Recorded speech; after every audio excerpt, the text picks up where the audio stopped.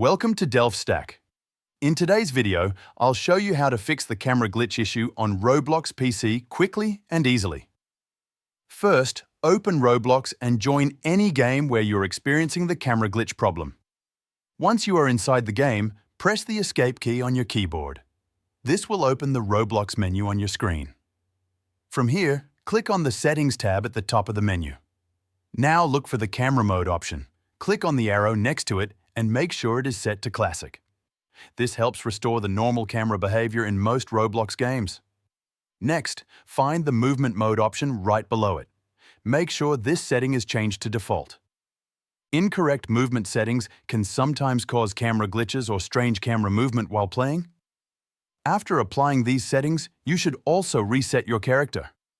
To do this, press the Escape key again, then press R, and finally hit Enter on your keyboard. This will reload your character and refresh the camera system inside the game. Once your character respawns, check if the camera glitch has been fixed. Thanks for watching.